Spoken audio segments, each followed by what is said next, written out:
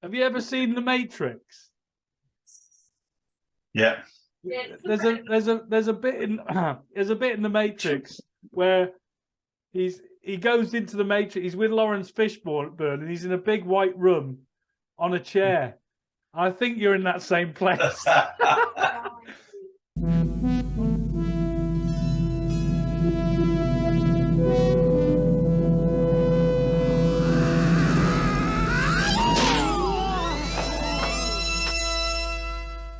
You fight before?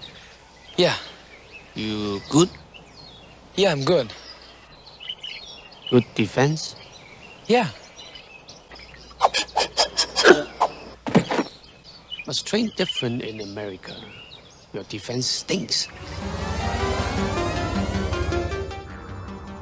You are the new student. Come closer.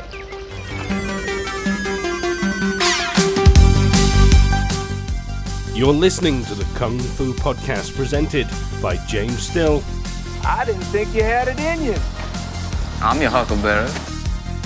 And Steve Newby.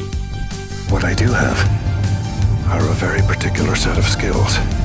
Skills I've acquired over a very long career.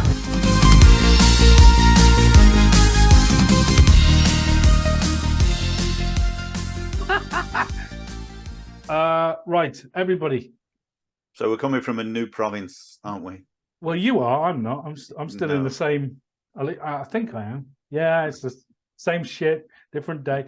Welcome everybody to the Kung Fu Podcast. It's been a while, and you're joined with me, James, still from the UK, and Steve Newby, my instructor from where are you now? New Brunswick. New Brunswick, Canada. Oh, excellent. Moved 5,600 kilometers. Drove. Well, we know that because February. you said that on the last one. Did we have to have one on the last one here? Yeah. Oh, right. I'm pretty sure we did. Yeah, did we? Probably. I don't know. Anyway, it was on the last one. It might have been here. I don't know. Yeah. I can't remember. Okay. Maybe we should do the intro again. If it's a repeat, we're sorry. Yeah. It's been a while. Right. So I got my energy pills. Yeah. I got my high fructose corn syrup based drinks. I got me Timmy's. What's happening? What's been going down? Just been settling in, really. I guess as far as I'm concerned. Yeah. But, been around the martial arts here. There's not a lot around here. No. What's around there? What's local? Well, there's a jiu-jitsu. Is there a taekwondo? Of course there is. I did Tai Chi as well, funny enough, in the same building, but the same guy did it, but he's stopped doing it now. Oh, okay. He's not doing it at the moment. Oh, right. Yeah, so I'm working on me gym. I got a gym there, but it's not going to be ready this side of Christmas. I was going to say. It has to when be. You say gym. Yeah. It's a big place. Yeah. I picture punch bags, mats, maybe a wooden dummy. Yeah, well, you can picture what you like. What's in there? Well, we got a running machine and we got a cross trainer and sit-up bench and stuff like that. We've sourced the mats though. They're just basic mats, but we've sourced some good mats. Oh, that's good. But it's just insulating the walls and stuff because obviously, come summer it's going to be really warm, so I want some fans set up. And then winter it's going to be freezing, so it's not worth doing until the spring. Oh, that's good. Well, I've had a bit of a feng shui in this room. Right. I started a new business doing T-shirts, so that's why all my wall that was behind me is now in front of me. So it's no good to you, but I needed to arrange it. So I had to start a new business because I did have quite a good job, like working in Boots, the chemist.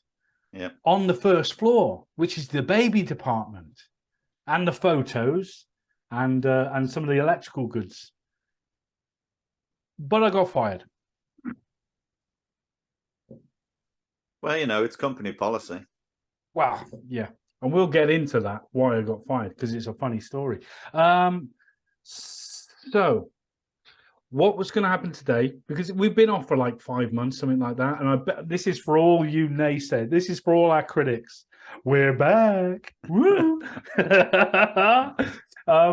No, we're just getting our stuff together.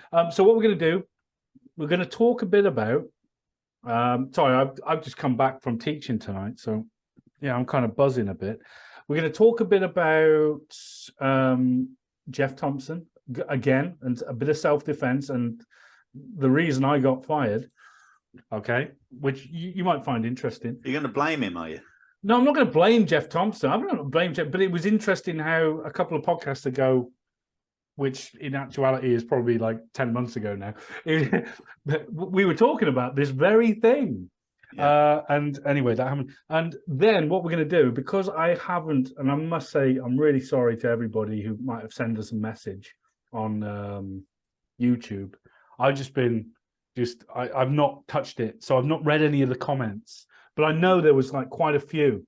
So what I'll do is we'll do it, and I haven't looked at any of them, but I know there's loads. We'll go through all the comments on the vids, good and bad. Hopefully there's some good ones, and hopefully there's some comments that we can sort of talk about in relation to Kung Fu. We'll see where we go. If it's crap, might have to just do a load of editing. That's fine. So yeah, that's how it's going to play. It's good to be back, guys. You know, we're sorry we're away for a bit, but yeah, you know, life sometimes gets in the way. Yeah, but, it did. Yeah, but the weird, sure. But what's really weird in the last like couple of 4 days, our download rate on Podbean, right, which is where we get the most downloads, it's gone up 886.2%. Like, people in America, and it's in America, it's in the District of Columbia. So I don't know who's listening to us in DC, but my God, it's like shot up over the last like 4 days. It's really weird. So yeah, that's interesting. So if you're one of those people listening, thank you. Thanks a lot. Cheers. You know, you must like the cut of our jib. Right. So what have you got anything to say, old man? Or no, I was hoping that you might start the old show with your with your little story. Well, what happened? Well, anyway, right. So I'm in my lovely cushy job in Boots the Chemist, which, if you're listening in America, it's a bit like Walgreens, right? In fact, Boots is owned by Walgreens. Anyway, but I'm on the first floor, minding my own business. I've got Pampers, Huggies to my right. I've got nipple pads behind me. I've got electrical beauty, hair straighteners in front of me, and I got my photo machines to the left. And I'm minding my own business, enjoying life, watching everybody. Then in comes a chav. Explain chav. CHAV. Council Housing and Violent. Yeah. If you don't know what a chav is, think trailer trash. All right. And then put it in a tracksuit. That's a chav. Yeah. All right. Anyway, this chav, I'll give you the abridged version. This chav wants me to help him out on the photos. I said, yeah, no problem, mate. Fine. And as I'm going through the photos, every other picture is a picture of him and a bulldog, like that. Suddenly I clock, there's some pictures of him as an amateur boxer, and do in the ring, like obviously winning in a championship pose, with the referee. And I'm like, oh, okay, all right. But he was one of these people who was a bit rude, a bit short.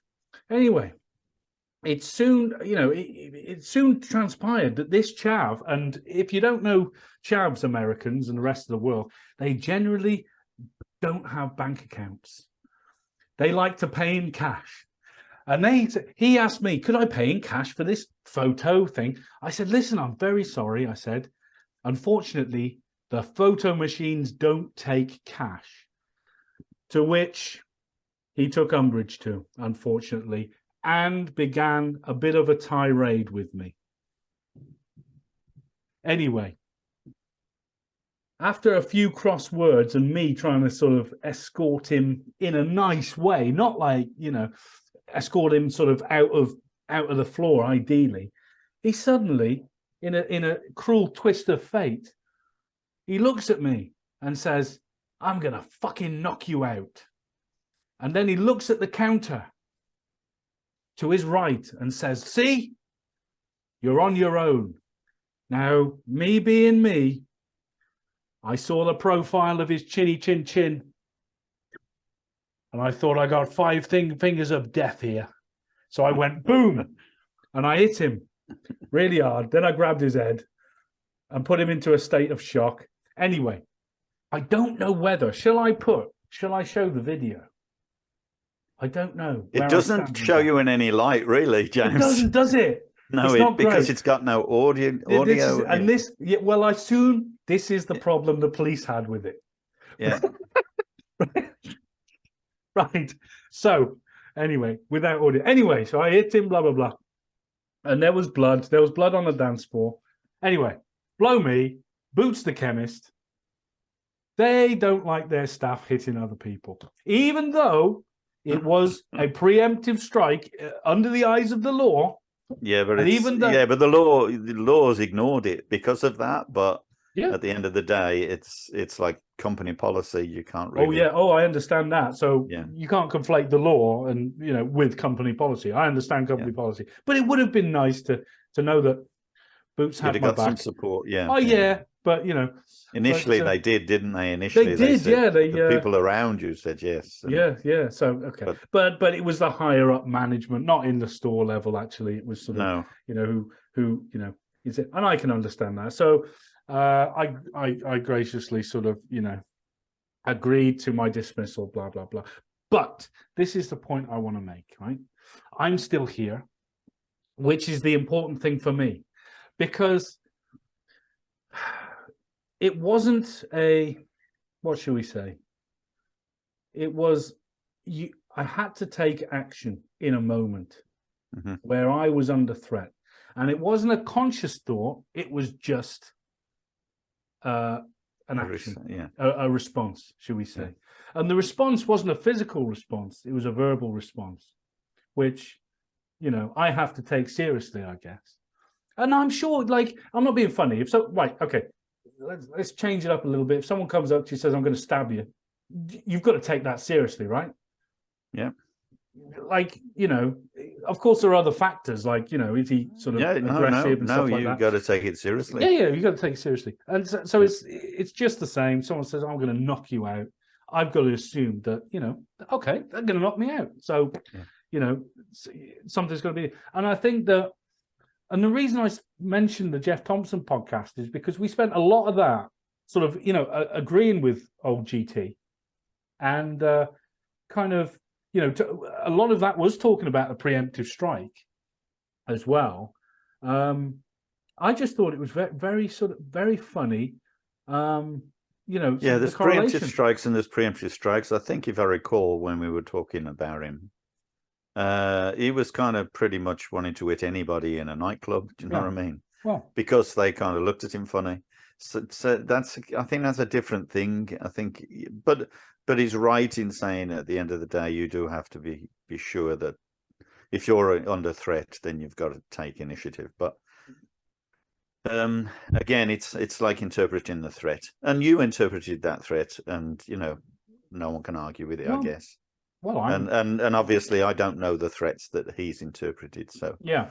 So but judging by some of the things that they were saying, Yeah, I think we sort of we talked about it. That maybe he could have done something else in many of the cases. Maybe I could have done something else, but I think you don't. Listen, in retrospect, it's like this: you don't have time to think; it's a response, so you can't second guess. You can't, hindsight is a wonderful thing. Yeah, but it's a response, so it's in the moment, it's quick, it's before you know it's happened.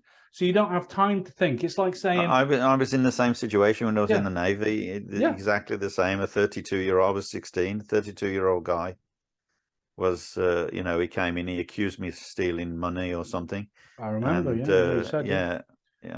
you locked him in his cabin, didn't you, after you hit him? Well, yeah, I punched him on the nose and then went up to the bridge to talk to the officer we were at anchor.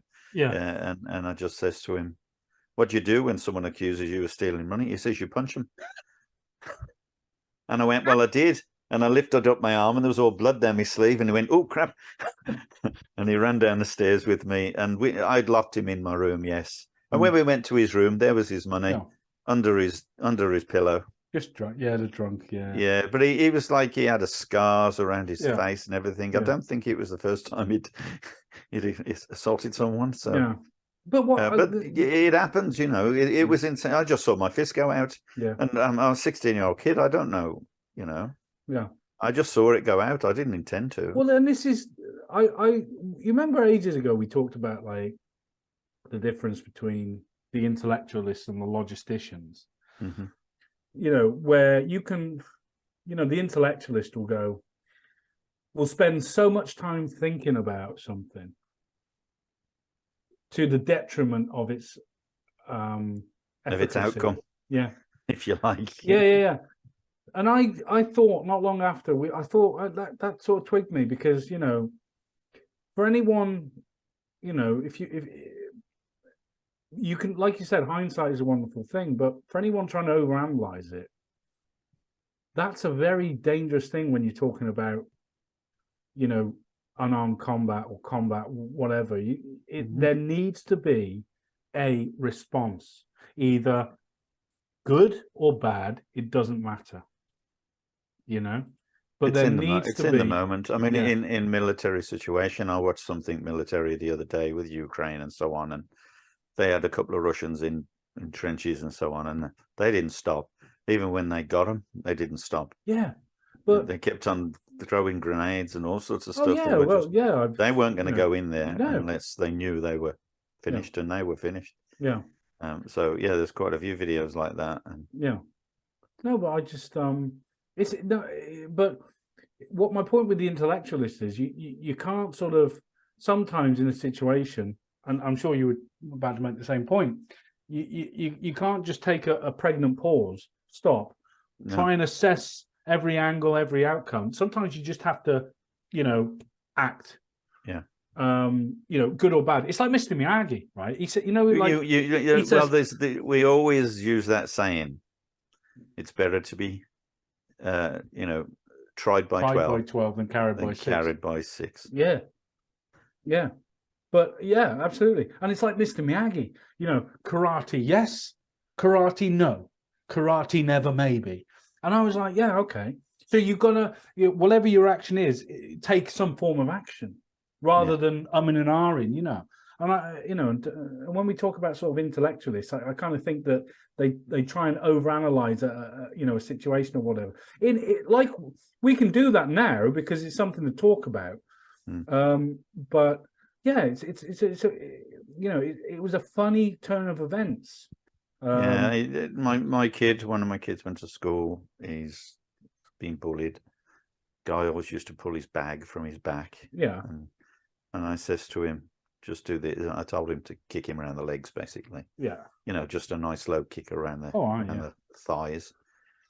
And the kid grabbed his bag. Sure enough, Aaron turned around, whacked him around the legs. Never did it again. He never did it again. He was his best friend from then on. What about? Honestly, yeah. It's amazing. That's the thing, you see, because the parents they'll say, the kids will say, or rather the teachers will say, you can't do this, you can't do that, and they're right. Of course, you can't encourage it, but at the same time, you've got to kind of see it. It's not a trial. It's an event that happens, and for consequences, it has consequences, or it can have consequences, and that's why it's not the best thing to do, but. You know, in cases such as that, you've got no choice. Well, I think you feel at the time that you've got no choice.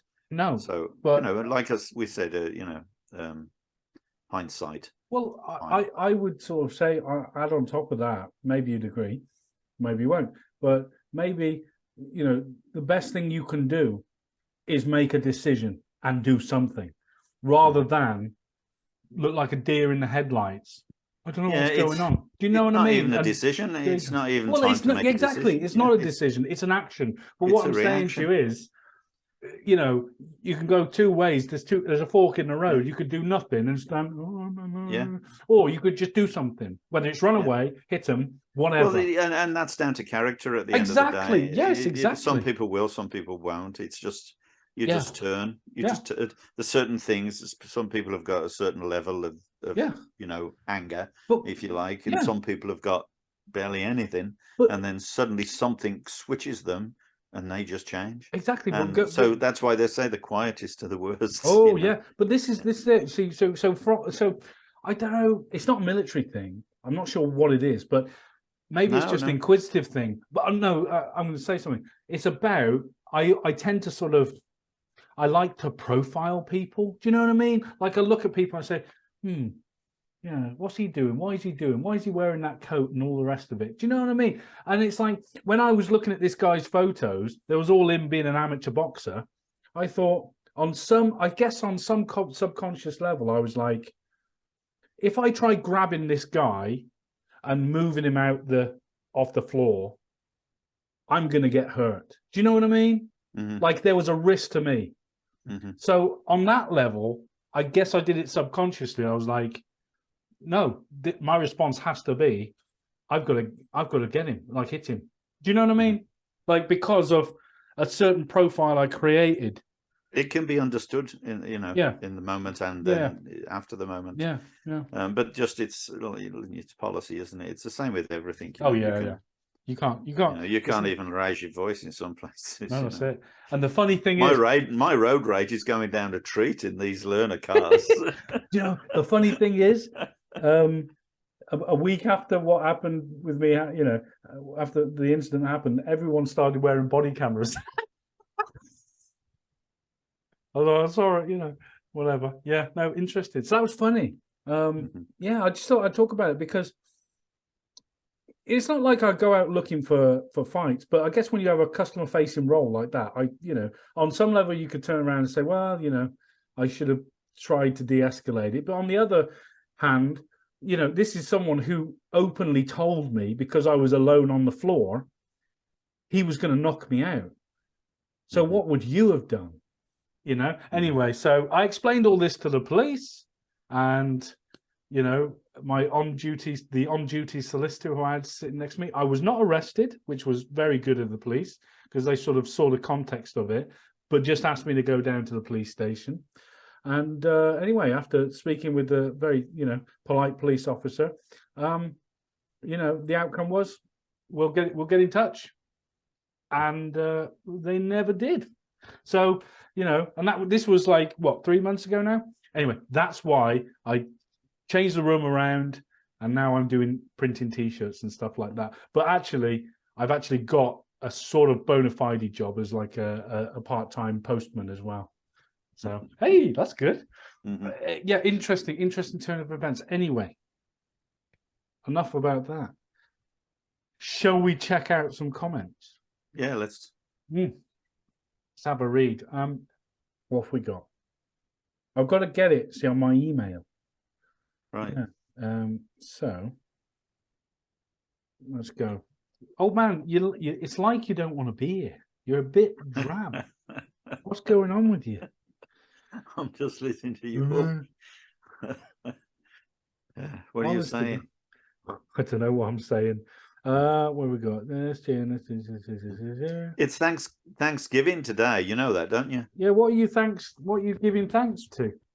Well, apparently, I think, like in the 16th century or something, the Americans got saved by the Indians because the Indians, they were starving and everything, so the Indians helped them out. Right. Oh, right. Yeah, and then they spent the rest of the century killing them. Oh. Killing the Indians. There you go. So I don't know how they can, kind of celebrate Thanksgiving, but that's... Right, new comment on Laugar, the first form. Right. Okay. Let's have a look. What's it say? It says... I'm your technical man, see.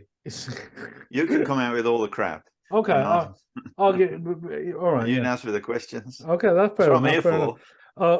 It says Steve used to be my instructor in Ainslie Park in Edinburgh in the late 90s. Park. Ainslie Park. Yeah. So there you go. And that was from Something Smith. So that doesn't nice. widen short it, does it? Well, I don't know. Let's see, what else? Hello, Mr. Smith. Is it Mr. It's Something Smith. It's not. It's some numbers and Smith. Thank you very much for leaving us a comment, Mr. Smith. Right. Honest John talks about Laugar the first form done properly. Our video. He says, "I learnt this as a kid 30 odd years ago. Mm-hmm. The slow time demo brought back a lot of memories." He says, so that's good. New to Mark A commented on the first form. He says, "That's not how I was taught this set 40 years ago. Steve Marsh would have called this soft style. These are blocks and strikes, not dancing." Woo! Well, hey, I told you. It's only the West. I told you there'd be fodder. I told you. Only the West that differentiates between soft and hard. Chinese don't do that.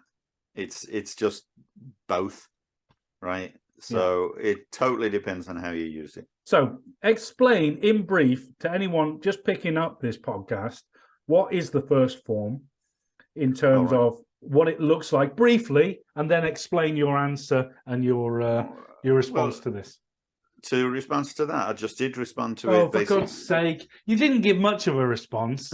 I thought your bitch knob was turned right down. We can turn that up to 11. Oh, you want me to bitch a bit, right? Well, no, I mean, listen, because no offense. Reason to... Hey, he was bitching. He said you were dancing. It's okay. Everybody to their own. Remember, I did a video, just a minute, when I did a video once, it was like a self-defense thing. So a girl, it's on the web somewhere. Yeah. Many years ago, and a girl sort of, I was the baddie. I had to be the baddie, and I taught her this technique or whatever. You were in a shell suit. She jogs along. Yeah, no doubt. I was a chav. Jogs along. And of course, I try and grab her on this canal path, and she throws me in the canal. And I had a comment, the first comment underneath, it said, "That's not Laugar." Well, I'd like to know what it is then. Right. You know, I needed to know what his Laugar is, because, he says that's not in the Laugar syllabus. And you just think to yourself, well, a syllabus, it's like saying, that I can't find that word in the alphabet. Do you know what I mean? It's so stupid. So this is the thing, when people learn a syllabus and they don't try to detract things from it and work things out, then they may as well just be reciting the alphabet in their speech, because they're gaining nothing. So in answer to the question about Cable so far is the first set in the TKFP A Laugar syllabus, and it's just how many moves. You can say 13, you can say 12, you can call it what you like, but we kind of delegate 12 techniques, 13 moves. Yeah, but it's just, but people misunderstand the grab at the beginning and both at the end, which is the same technique, but people don't even put that down as a technique, you see. So we've kind of obviously applied that in our video to demonstrate that, and most people don't get taught that. And we meet thousands of people, and we've seen hundreds of people, and we get comments from hundreds of people that say, oh, I didn't do it like that. No, you didn't. Well, start doing it like that then. Well, but none of us are clones, first and foremost. But it was. But the thing is, it's about learning. It's not about copying. No, it's not. But what was I going to say? I forgot what I was going to say. Sorry. Yep, it is. Such and Steve Marsh. Who's that? Do we know?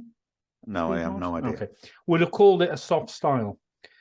Okay, these are blocks and strikes, not dancing. Let me just interject. Yeah. So they are blocks. They are strikes. They are throws. They are locks. And locks. They are grabs. They are releases. Yeah. Every technique has the possibility of six outcomes. Combine that with the 5 directions. Well, that's a minimum. 6 is a minimum. 6 is a minimum. Yes. And what we would hypothesize is the first set has over 1 million different techniques. 1 million plus outcomes and potential techniques. Yeah, nearly 1.5 million. And that is Yeah. It's uses, not techniques. Okay, excuse me. Sorry. It's been 5 months. I'm a bit rusty. Anyway, so yeah, interesting. I told you there'd be good fodder. Right. Yeah, no, I like people to comment like that. I got no problem with that. But he did put, this looks like dancing ... Now that is him being a bitch. Right, let's go. It doesn't matter. I don't know. I'm not saying it does matter. Old man, please. I know it's been a while. You've forgotten I'm being sarcastic. Right, let's have a look. Okay, YouTube, blah, blah, blah, blah, blah, blah, blah, blah. I know you're in the Morpheus construct. There's no need to be so serious. I'll be going sideways. And right, let's have a look. Ooh, congratulations. Oh, no, never mind. New comment on episode 47. That was the DKU fight commentary and Ging Revisited. Tonbon the Mon says, I'm wondering if you're talking about Mandarin Jing or Jin, he says. Ging or Jing? Jin. I think the way he spelt it, a Jin is the straight sword. Yeah. And Ging is the out breath, thing. Yeah. I think that's what he's saying. He says, are you talking about the Mandarin Ging or Jin? ? We were talking about Ging. Maybe he calls it something different. Maybe he's talking about the same thing, not the sword. Maybe he is, because ages ago there was all these in like America. There was all these like T-shirts saying "got chi," but it was spelt QI. So it's either, is that the Mandarin version of chi? I have no idea. I don't know. One or the other. No, I know we don't care, but it's just one's Mandarin, one's Cantonese. It's chi or spelt QI ki. Yeah, and then you've wait a minute. You've got 30 different provinces with 30 different languages. Yes. Do you know these people that try to talk Chinese when they're English? I mean, understandable if they've gone out and studied it. Fine. But please don't, just because you're doing martial arts and you come out with a few words and one's Mandarin and one's Canton. I don't give a shit. This is why the new Canton House just uses numbers. I'll have a number 18. It's easy that way. Saves a lot of time. It does. Right, then we're going down. Honest to God. Let's go. I suppose I should be sarcastic and angry. I wouldn't. Don't go changing on my account. It's been 5 months. I'm a little more passive. You are. This is true. This is true. Cool. You get a load of crap in your emails, don't you? Yeah, but I mean, it's important for them to learn, and then I think you get something from someone, a comment, someone who's passionate. There's a lot of people that will write real crap because they're passionate about what they believe. That's great. And then a few years later, they're going to go, bing, the light comes up, and they go, that's it. It's the same with me. I was exactly the same. No different. But I made comments about things that I didn't think about, I didn't believe, and then suddenly I go, shit, that's why it is like that. Now I understand. You once told me about the Buddhist philosophy, if you like, of void and impermanence. You must have an empty head and understand that everything changes.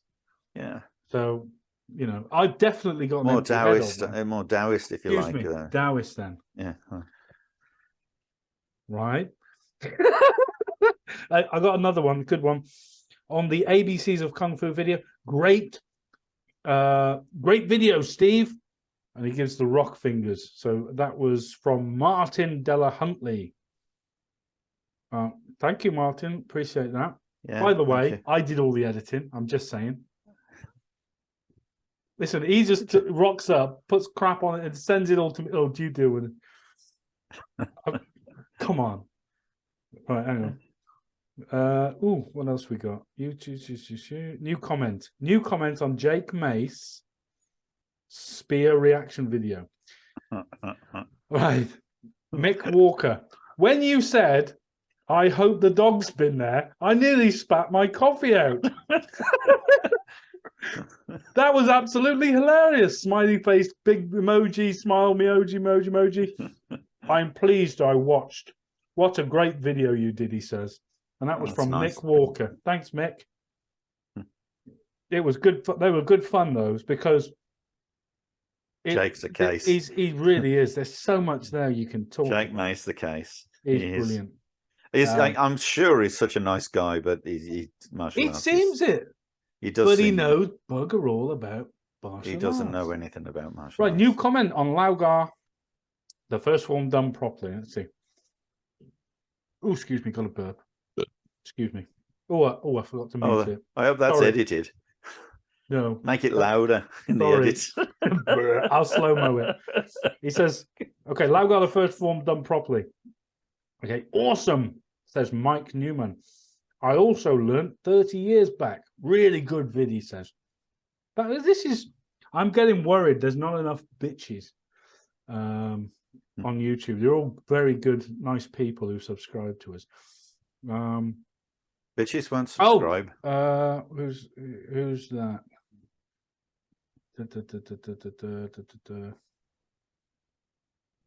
Oh, I've lost it now. Oh, I can't find it. It said something like, is there a crane form in Laugar? Tiger and crane combined. But exclusively. But it's not in the syllabus. Yeah.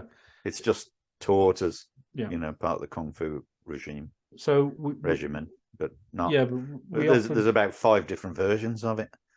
Right. You know, but it's so some people have learned that kind of thing, but not for Lao, not as in specifically for TKFP Lao anyway. Right. They'd have gone outside the syllabus, if you like. Yeah, well, you do. It just builds, doesn't it? It just grows. And now, what I'm saying to you is, exclusive in Laugar, there is no crane form. No, exclusively, none. No, but there's a 5 animal form, right, which would include a little bit of that. Yeah, but we're always trying to perform or make the forms as we do a form.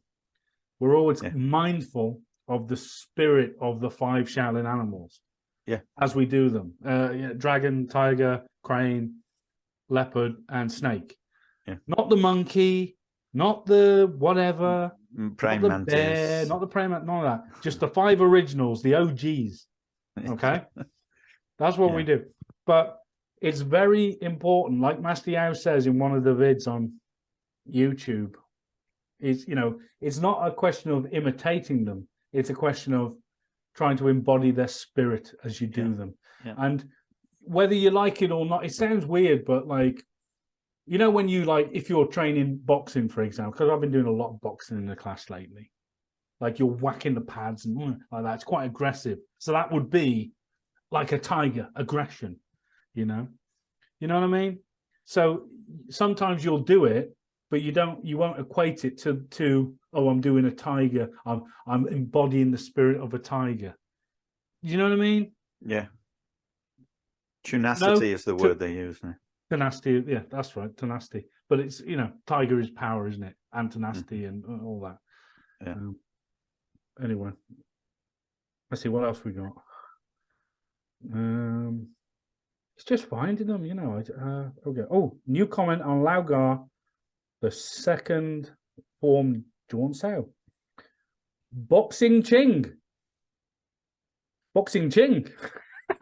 He says, I presume it's a he. Great vid! ! Got my black stash under Bernard Chong in 87/88. Haven't done any of the sets for maybe 30 years, and I would love to see if I could do them, but need reminding. Are there any vids of all of them up to black sash? Well, Boxing Ching, that was our plan. It's just a question of logistics at the moment. And this is the thing about the gym. Yeah, my free time, putting the edit together. We certainly want to, don't we? We would love to. We do, but there is a Big Cafe video available if they want to look at that on the very reasonable price of £20. Is it? Is that all of them, or? May I suggest, if you want to go to sleep, buy some Night Nurse, because that stuff is great. Or The BKFA syllabus DVDs. Let me tell you something, right? Whoever, no, I'm not going to say it, but guys, BKFA, if you're listening, sort them out. There. Anyway, thank you, Boxing Ching. So yeah, our plan is eventually we do want to go through every set. We'd love to do that. The next one we do is Sharp Choi. You know, I want to do it. I think it's so important. But when we did the first, but I think sort of every vid, you know, there'll be a sort of not a disclaimer, but a you know, an explanation in as far as this is today's interpretation of this form by Steve. Yeah, it will not be the same tomorrow or the. Do you know what I mean? So trying to do these vids. Well, you can only put so much in a video. Exactly. Just the same as a book. Yeah. You can't learn from a video. You can't learn from a book. All it's doing is making you think. The idea of those videos is to create thought from people. Yeah. So when they see the movement, they don't see the movement per se. They see the, if you like, the actions that are developed from the movement itself. You know, each move in a set, it has to have developmental actions, if you want, trying to explain that. Like in a movement, you might see a block, but then what you're doing is you're seeing this kind of movement. Mm-hmm. Do you see what I mean? So then it becomes a flow, and then that in ABC, yeah. Well, you know, you're doing it in capitals, big letters, or are you doing it in joined up fine writing and one? Yeah, that's what you always say. Hello. Yeah, go on. Okay, no.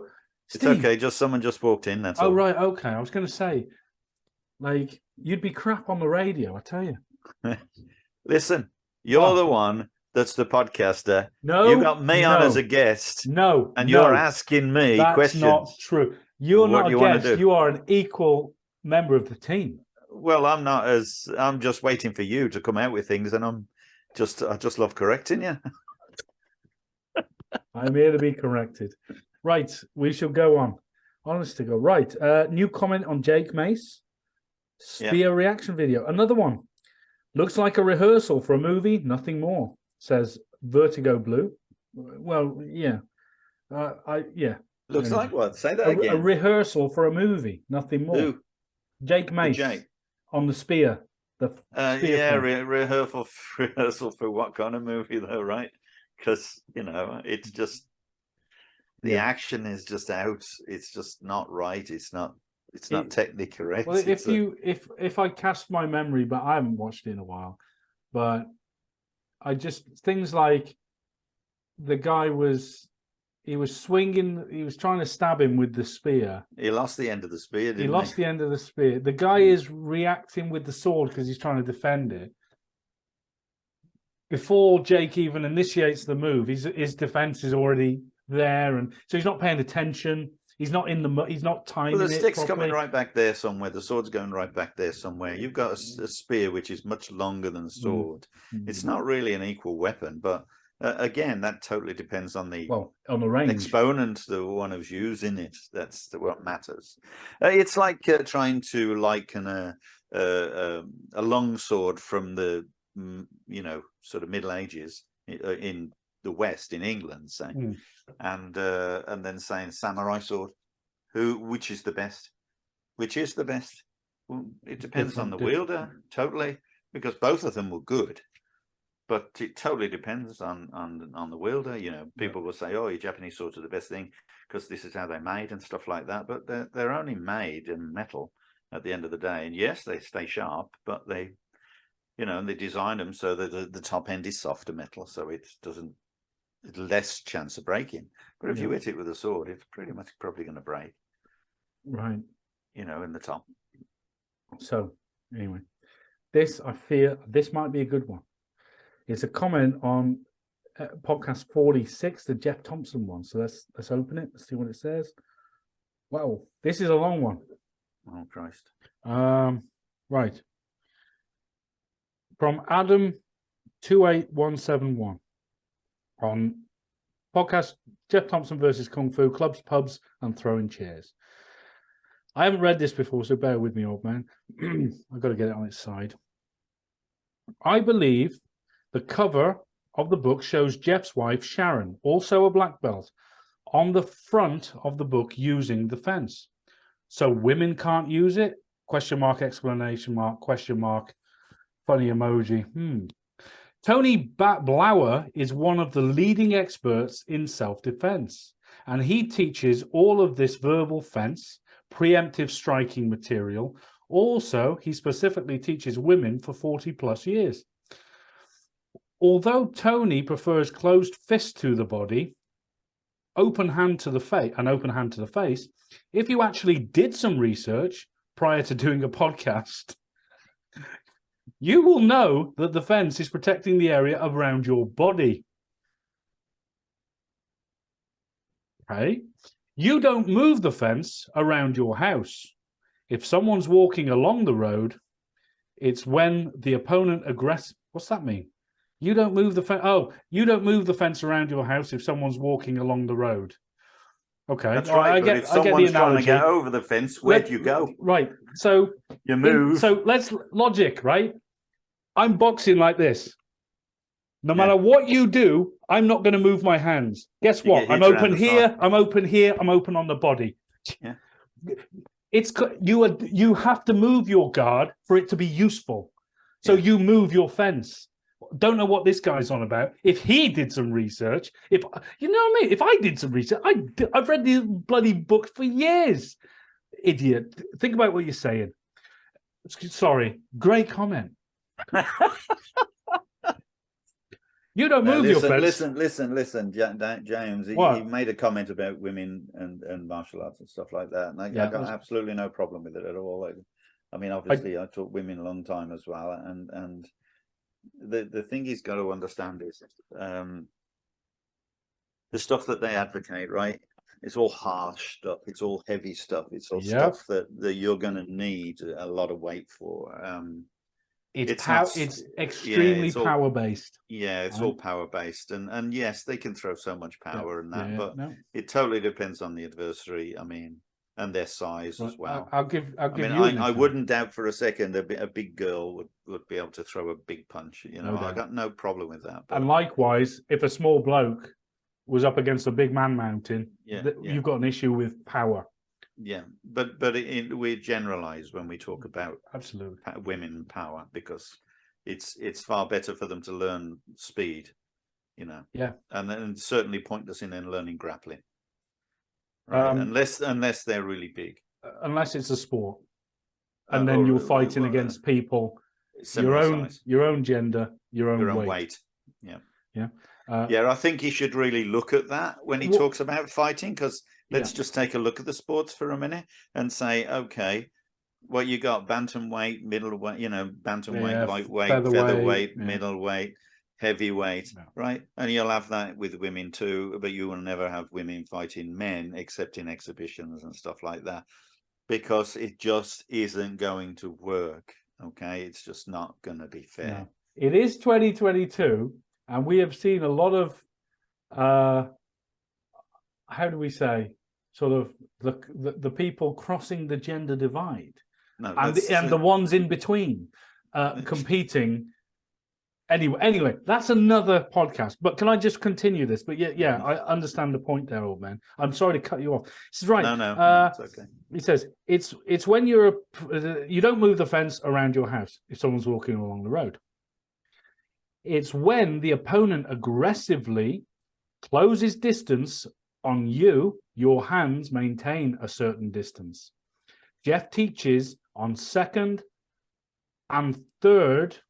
Geoff teaches on the second stroke, the third time, they walk or slap your hands down, then you have to have a trigger to strike now. Okay, he's talking about if someone's pushing your hands down on the second time, push your hands down on the third time. All right. That's when they push in and push in and push in. That's a nightclub thing. That is. That's a street thing. They push in and push in and push in. No. That's the trigger to strike. On the second or third time they do it, would you have done that with that guy in the no, because he didn't shop? have time to, and that is why I mentioned Geoff Thompson earlier on. Yeah, because in many ways, I was an exponent of Geoff Thompson's method, but it wasn't Geoff Thompson's method. It's Kung Fu. It's Lau Gar for me. But I'm not waiting for him to knock your arms down 3 times. Exactly. I'm not waiting. So, okay. Because it doesn't always happen. But okay, maybe we're misinterpreting him. I don't know. But maybe. I mean, it's but, we appreciate the comment. And I do appreciate someone going to this length of. Well, it gives us an argument. Absolutely. And I respect anyone who sends us, correspondence. But, we'll pick it apart. If it's good, we'll agree. If it's not, and if you educate us, even better. He also uses his hands low and strikes with a straight right cross. This comes from below the opponent's vision. And as he states, you would get slated for doing this in a boxing gym. Yeah, it's not a sport though, is it? But okay, all right, fair enough. Yeah, good point.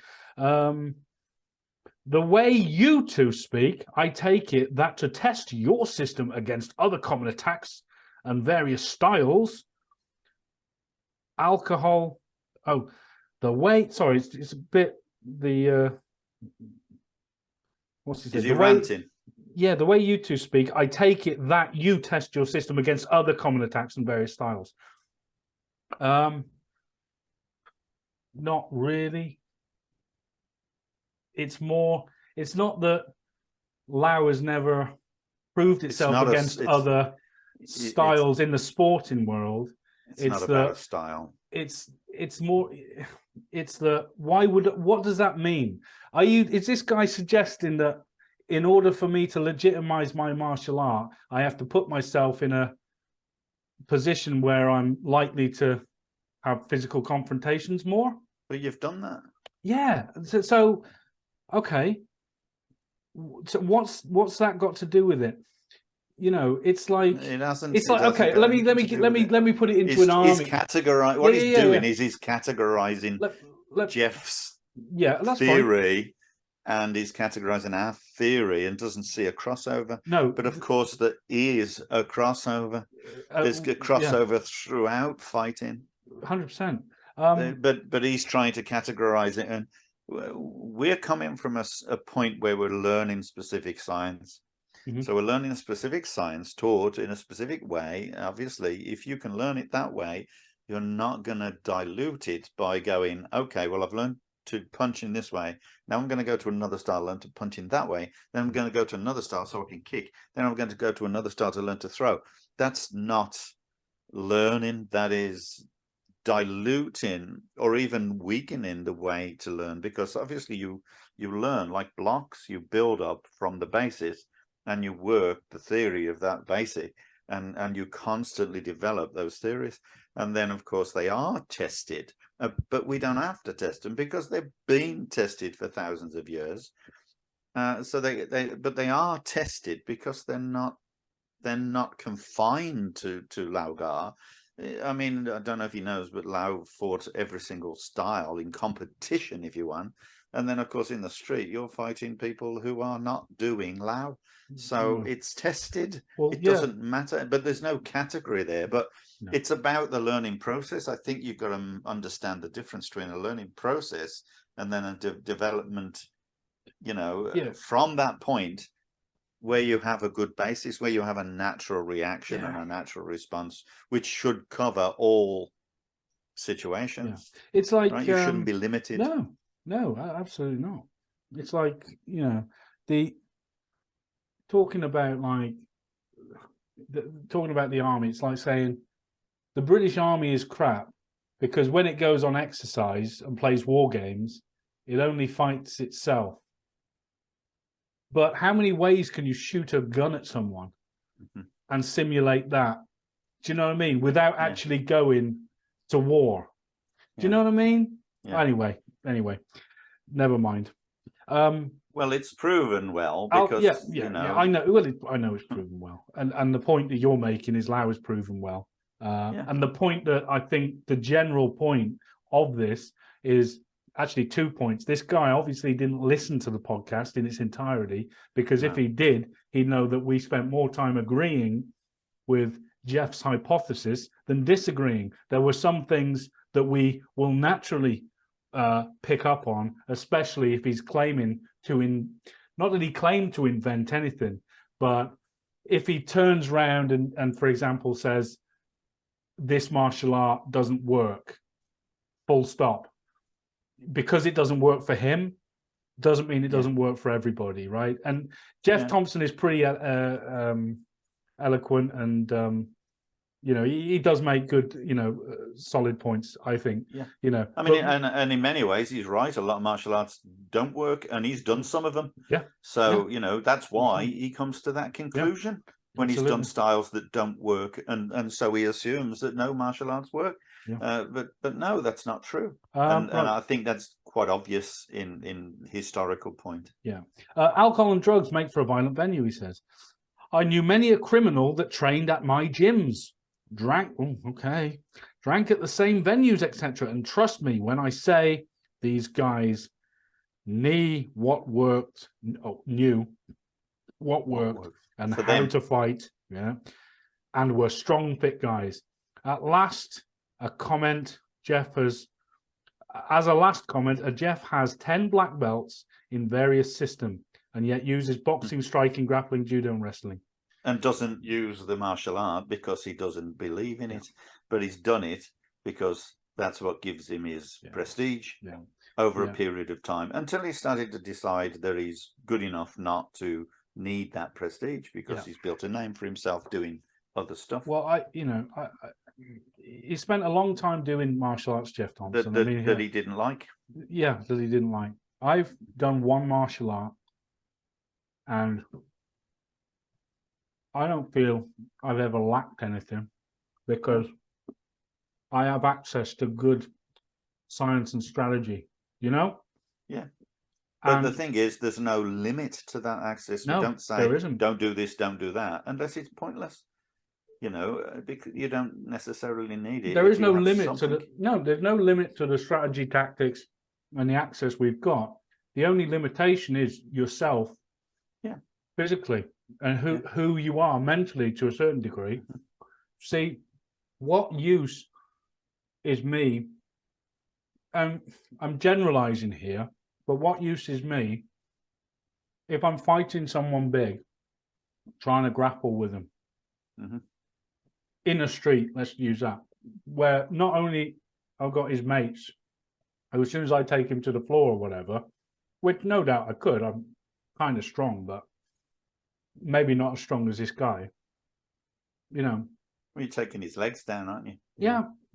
It's like... But even so, if he's stronger than you, he's going to fight his way out. Yeah.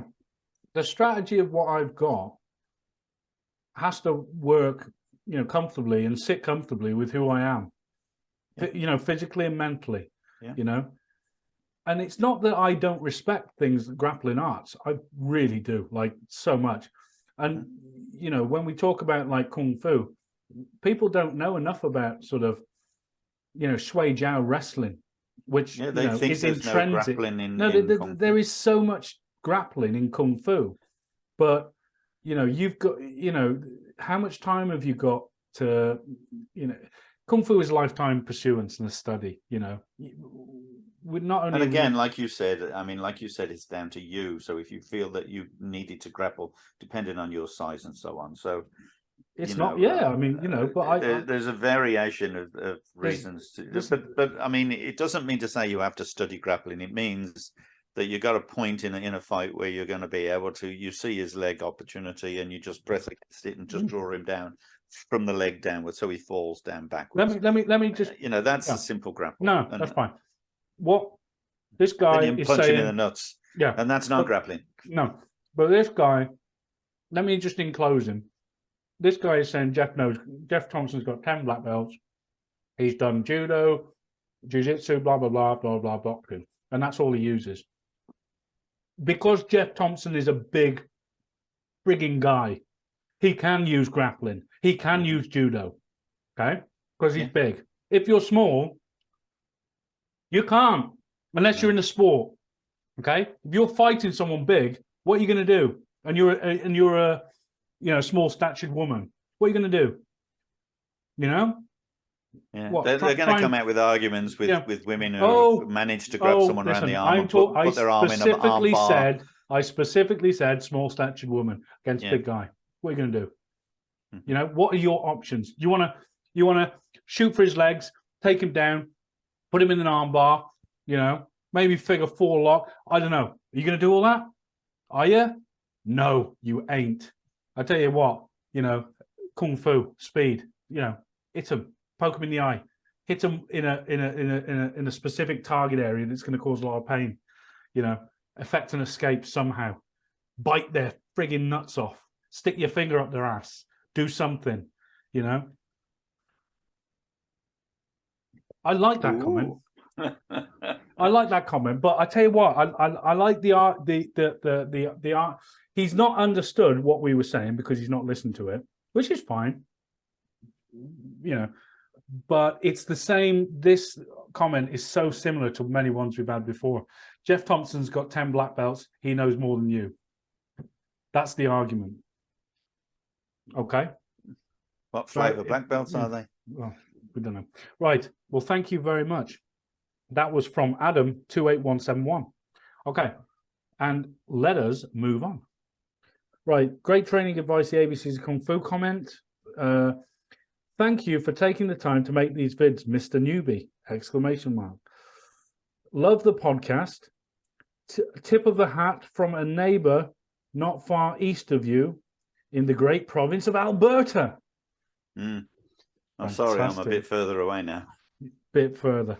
Another 5,000 miles or kilometers or whatever. A very, you know, that's a nice comment. Thank you very much. Thank you very much. Oh, who was that from? That was from Ash Philip. That's nice. Thanks, Ash. New comment on Laugar, the second form, John Sow. From Stuart Hutchkin. Any ring a bell? No? Okay. Hi, Steve. Fantastic logical breakdowns. I especially liked the wrist strikes section. My first teacher was Mark Margiotta,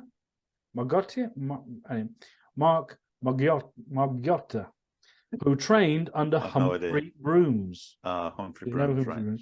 He demonstrated the wrist strike by asking me to grab his top tightly. Then he proceeded to wrist strike to release. But I didn't, and instead was pulled forward onto his wrist strike, which stuck to my forehead and knocked me out for a few seconds. I was about 14 or 15 at the time. It's sign of the times. Yeah. It taught me a valuable lesson in not resisting a technique, but adapting and following it. Well, there you go, Stuart. Marvelous. Thank you so much for the comment. And yeah, it's the second form, John Sow, Laugar for Dummies, I think it was. Again, I did the editing. Okay. What else? You're going to have to do the moving as well soon, James, because I'm getting a bit stiff in my old age. Oh, God. What else we got? Jake May Spear, again. Anyone that supports him? Well, I don't know yet. Let me read this. Let's see what he says. This is Zen Dragon on Jake May's spear video again. To be fair, he says, Zen Dragon this is, you could do a similar analysis of how unrealistic any fight scene in a blockbuster martial arts movie is, aside from the stuff like The Raid Redemption, which is over the top in terms of characters. I'm glad he mentioned it was over the top in terms of characters' abilities, because I was like, what? Characters' abilities. But shows both cool and practical moves. This is all about making it look cool and interesting. This is more Chinese opera than Battlefield. Nonetheless, it still shows some athletic ability and some skills. No, it doesn't. Yeah, I mean, like, I'm glad you said that, because you can hold a stick. You can hold a stick. It shows no scientific principle, no use of the blades of the spear. It shows no capability of maintaining distance and maintaining a threat to the opponent. It shows nothing. Yeah, and movies are meant to look good, so yeah, they're going to look good, and it doesn't matter. In a movie, you don't expect it to, but this guy isn't dancing. This guy isn't doing opera. This guy is telling people how to use a spear. Categorically. And he's wrong. Yeah. Because that's not how you would use a spear in reality. So consequently, don't support him. Right. Because, I mean, I think Jake must be a really nice guy. I keep saying that because I'm sure he is. Maybe we should call one day. But, give it up.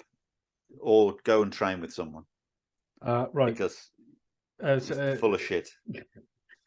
Shows some athletic ability and some skills. Although, he's definitely athletic. I think he's athletic. He can do some really good. He can do a really good horse stance. He can do, all sorts of stuff. He can do the splits and all that kind of thing. That's great. My daughter's athletic. Doesn't mean that she can, throw a spear around and know what she's doing.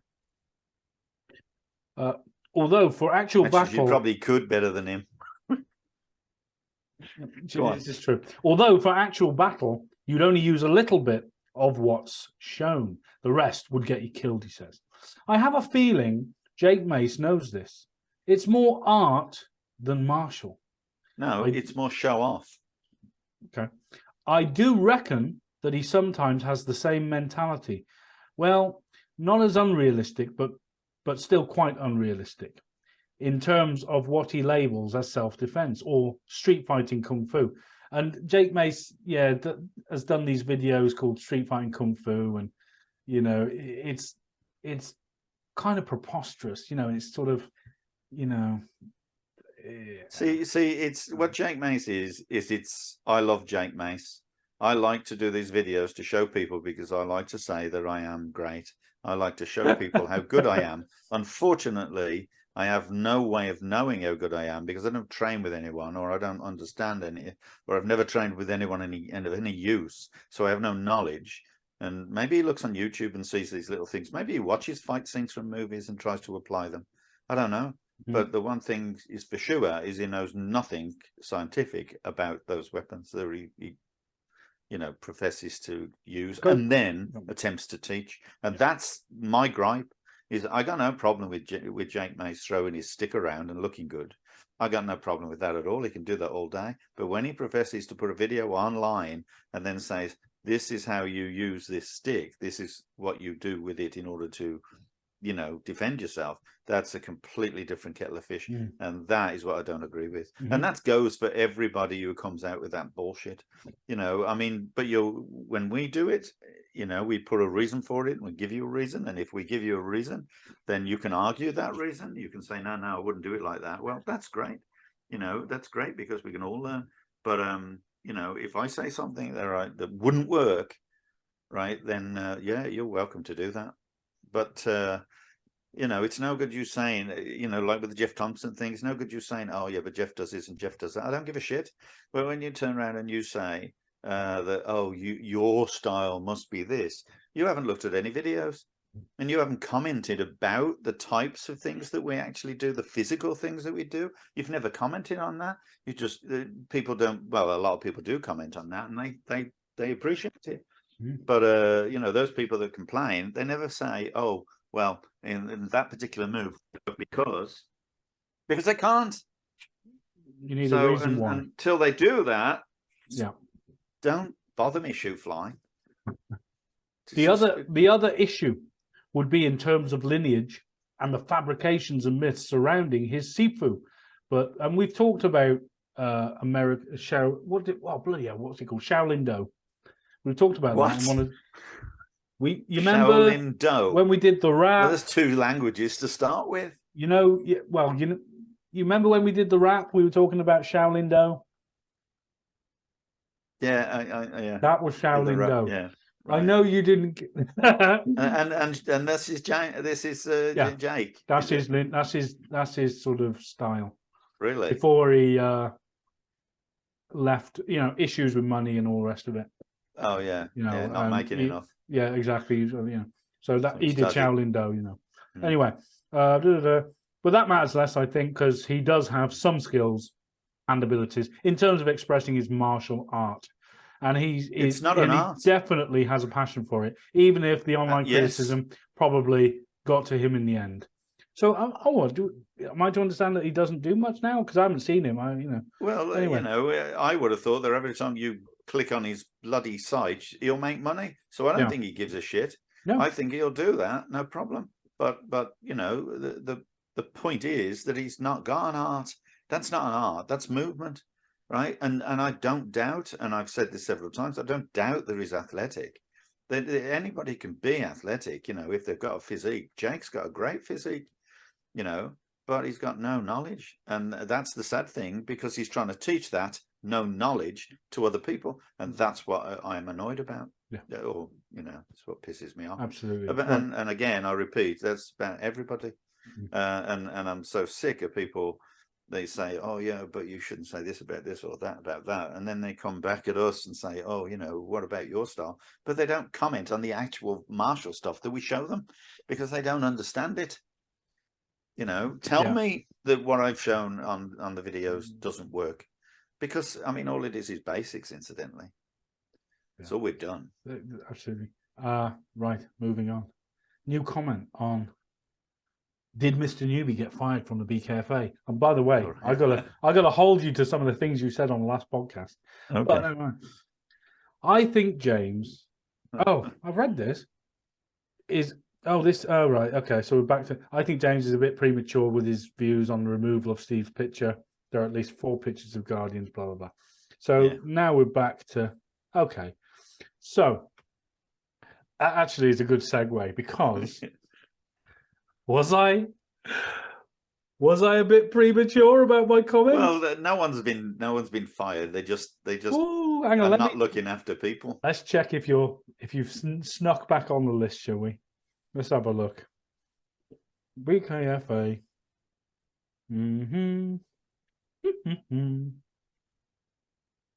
Da da da da da. Guardians. Da da da. Meet the Guardians. Yee. How many of them are there now? Oh, God, let's see. So we got 2, 4, 6, 8, 10, 12, 14, 16, 18, 20, 22, 24, 25. So, alas, Mr. Newby, you are not on the list. You are the weakest link. That's probably why there's only that many, because they probably got rid of most of them. Okay, I want to ask you a question. Go on. Can you see Mike Lavender? Mike Lavender.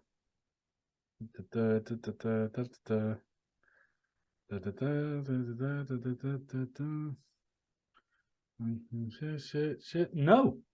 Can you see Neville Ray? I know what Neville Ray looks like. No.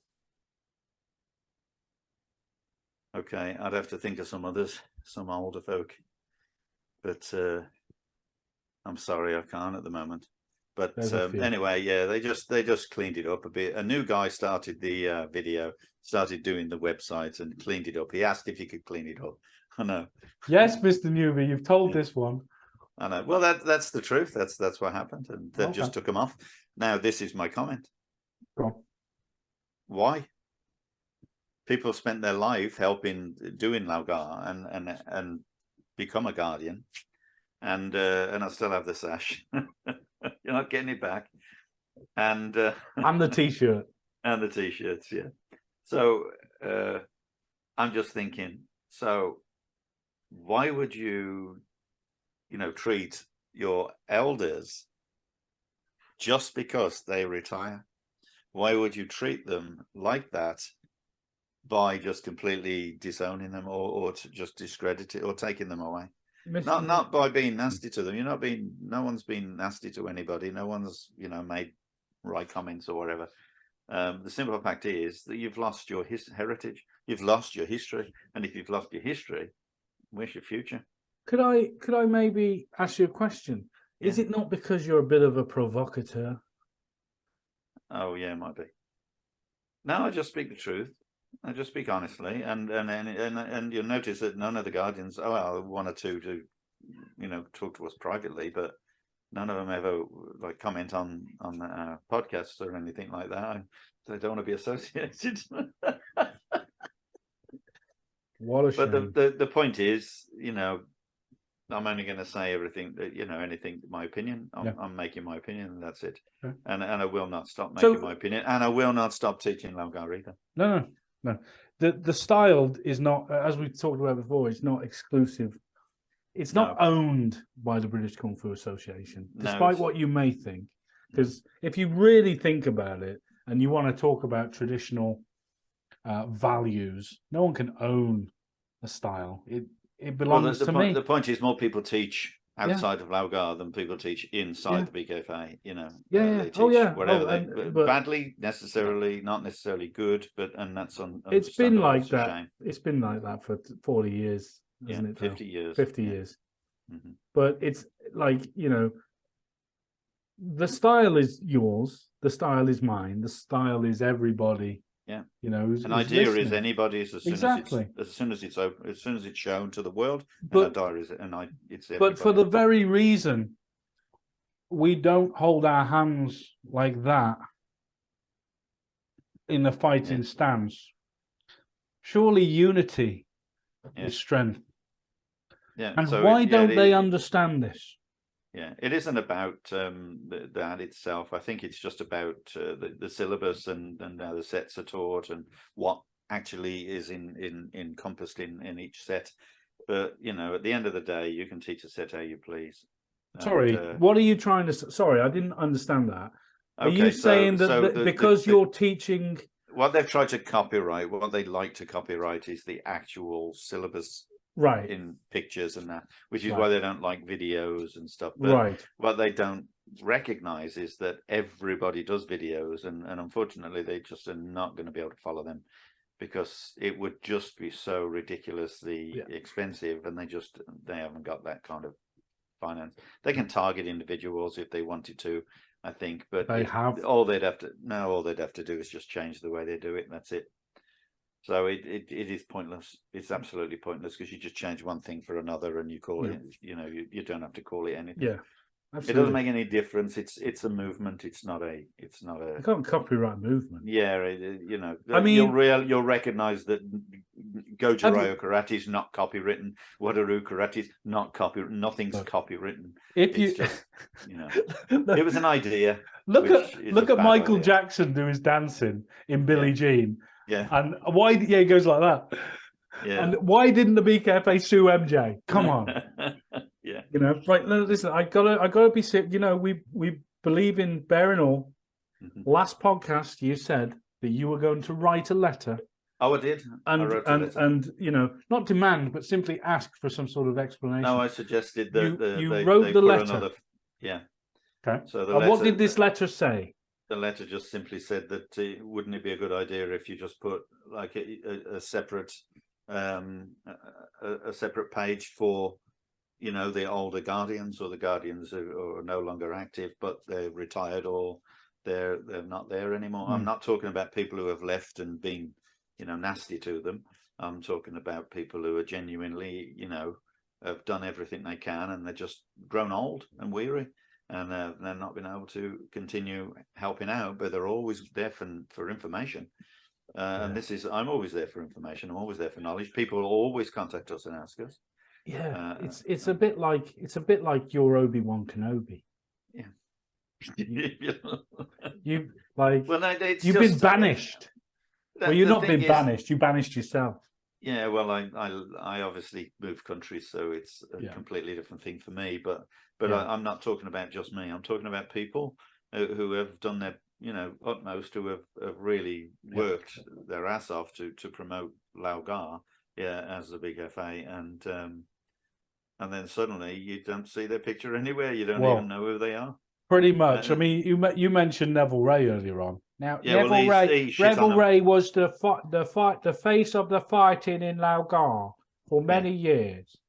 Yeah, wasn't he? He was he did so much promoting in terms of and he was the captain of the team and stuff like that. Yeah. He took over from Astiao to do the team. Yeah, the BKFA A team and so on.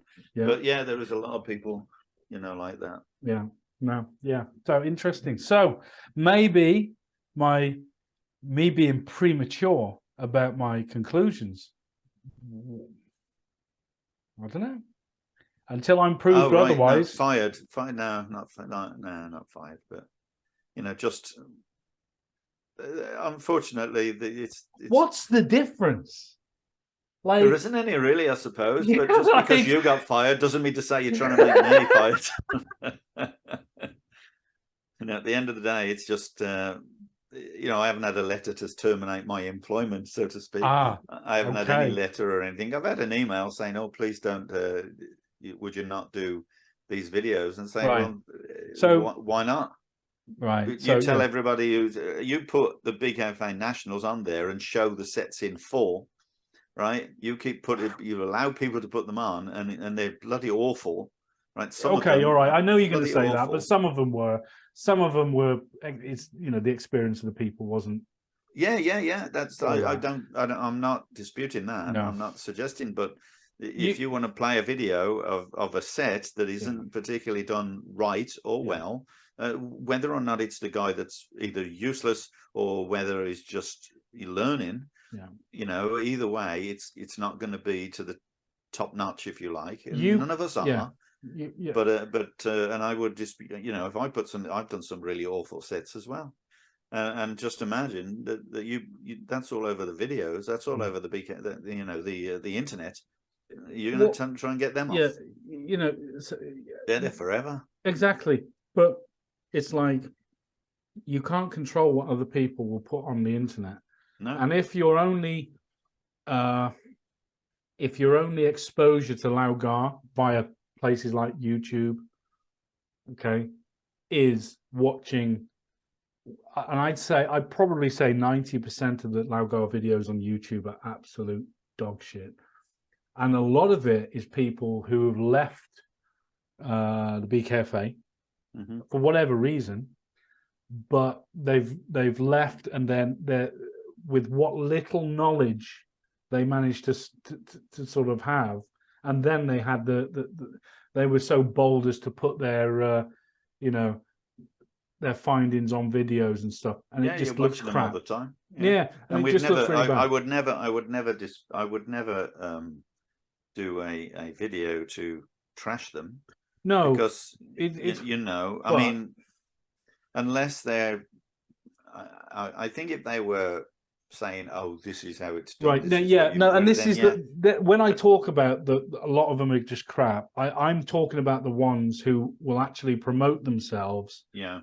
With absolute, butchered Laugar content, like sets, etc. Yeah. I mean, I'm talking about people who really, to watch them physically, they don't have a clue what they're doing. And I'm not being horrible. That's a fact. Yeah, it's true. It's true. We all go through that. And it's not a question either. It's not a question of experience. These are people who are claiming, and we've made videos about these people. We have. These are people who are claiming to be this and that in the style, or have a serious amount of pedigree within it, or whatever. And it's just not. So the point I think I want to sort of suggest, and maybe you can comment on, is we have a certain there's a filter with what content we'll put out in terms of Laugar for us, right? It's not the best, like it's not. Even you would be the first to say, but what our content is designed to do is to get you to think. Yeah, it's to promote it. It's to say, look, to get you to think and promote it. It's not to say, oh, we're great. It's never about to say we're great, because I don't believe that. It's simply saying, look at this. This is what you can do with it, and exactly. And this is how it can be done, or it's not how it should be done. Yeah. It's how it can be done, yeah. and you've got to decide for yourself whether it sounds scientifically sound. And if it's scientifically sound, then bloody use it. If it's not, then don't. But if we don't do it, and we've got a filter, you're left with all the crap. Yeah. So, and I would have thought we'd be, quietly encouraged to do what we're doing, because at least we're letting people know that what Laugara is a very useful style. But when you look at the nationals and you see that, and you're embarrassed by some of the things that are put on YouTube, whether it's, you know, from official videos or whether it's from, you know, videos that people just stick on anyway, or whether they've left the style and they stick videos on. All these things are not promoting the style. They're embarrassing. Some of them are quite embarrassing, and you can't do anything about it. So the more or the better videos there are, the more people. I think all the Guardians should get out there and do something. Absolutely. I think they should. You know, absolutely. All the people that believe they're talented should get out. But the one thing is, they're talented in their own way, but they should never, you know, claim to be, this is correct, this is how it should be done. In fact, it would be nice to have a forum, which we like to have been part of, where you can actually talk Laugara, even in the BKFA website, which is not their website, someone else has set it up. All they talk about is other martial arts, and they put on videos of talented people or less talented people for the fun. We've talked about this before, and I'm sure, you know, if you're a follower of the podcast, there was a point in time when myself was kind of very on the Laugara forum, was very sort of vocal in about and active in trying to talk about Laugara and encourage a discussion about Laugara. But the problem with, you know, the sort of socialist attitude of the BKFA, and I choose my words very carefully there. The problem with their socialist attitude is that they don't believe in criticism, or should we say constructive criticism, or even if it wasn't constructive criticism from me, it was designed to encourage a conversation and debate. Now, for me and for you, I'm sure we both agree on this, that debate is paramount. And this is why we're doing this. Exactly. Debate and bringing stuff to the forefront is key. If we don't agree, then we have an argument, not malicious.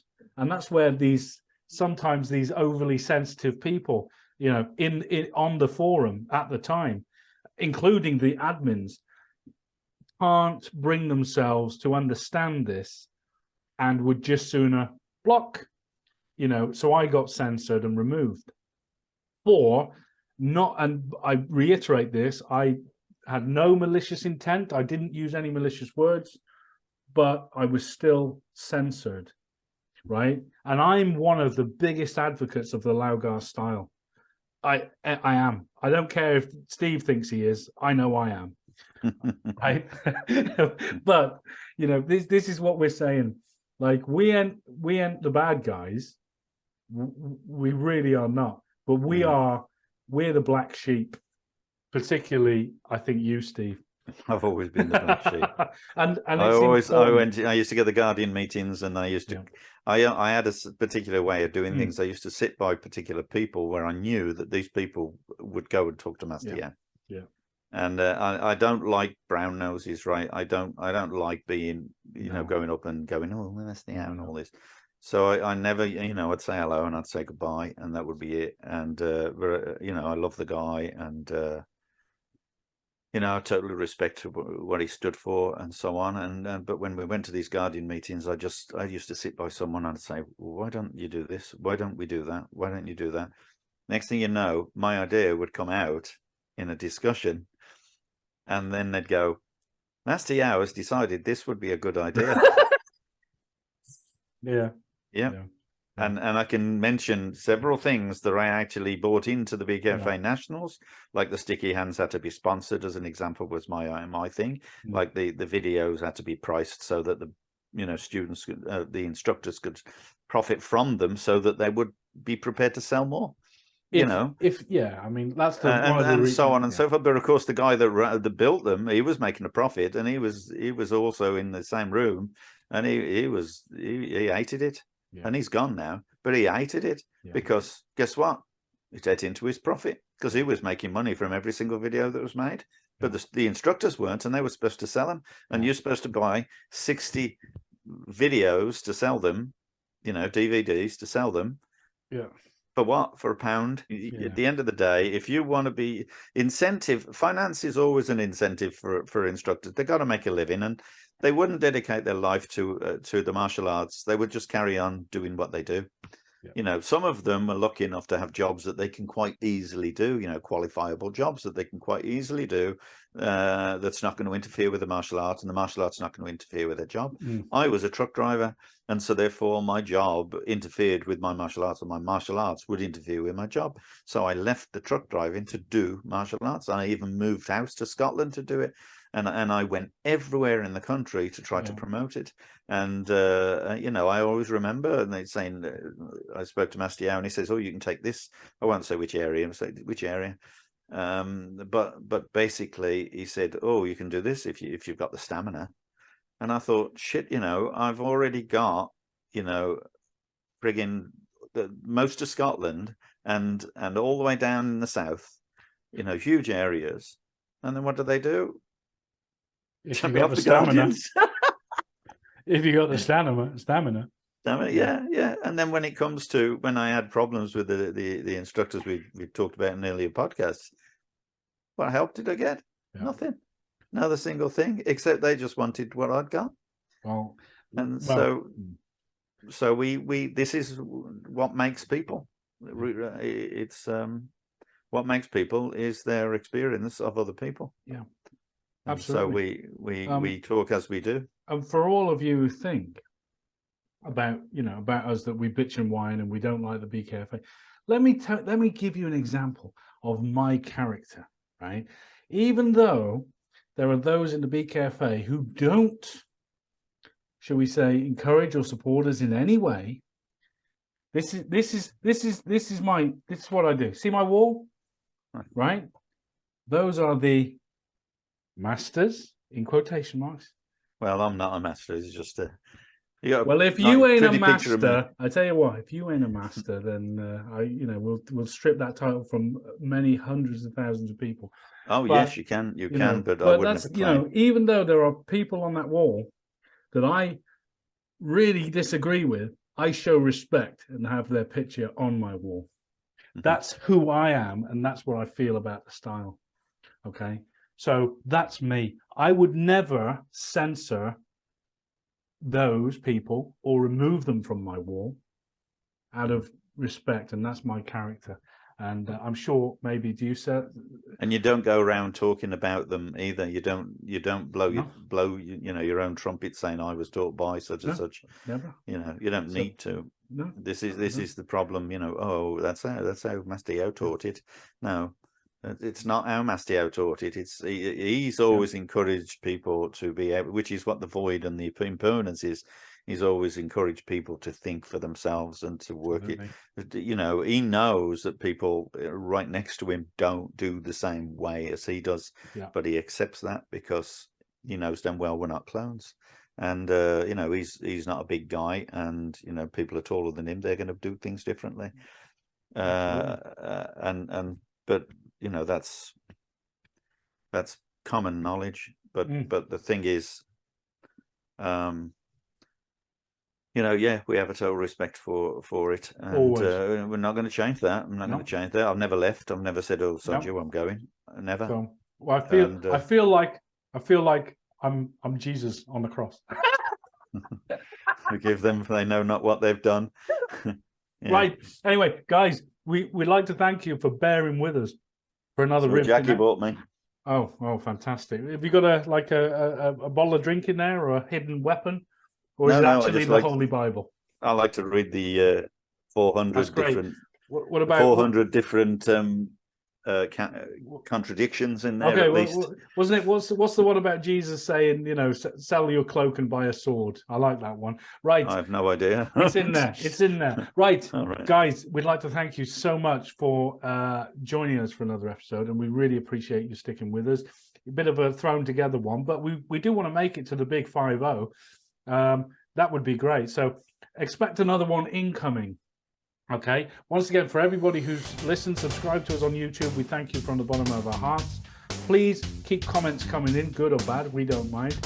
And we wish you all the best in your training. and whatever it is you're doing. From me, and James anyone in Still. Canada, happy Thanksgiving. There you go. From me, James Still, I'd say goodbye. And from him, See Newby. you soon. Yeah, bye.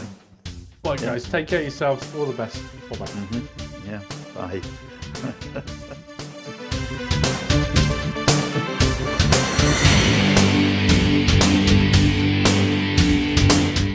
Assume I kick your little Beijing ass right now, man. I ain't scared of you. I know you know that little tricky shit. Come on. Hi guys, thanks so much for joining us on the Kung Fu Podcast.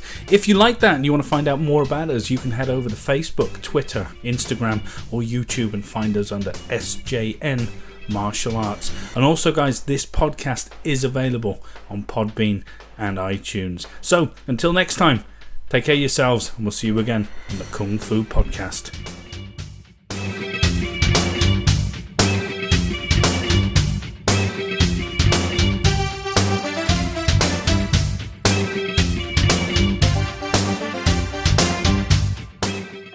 Pushy little bastard, ain't you?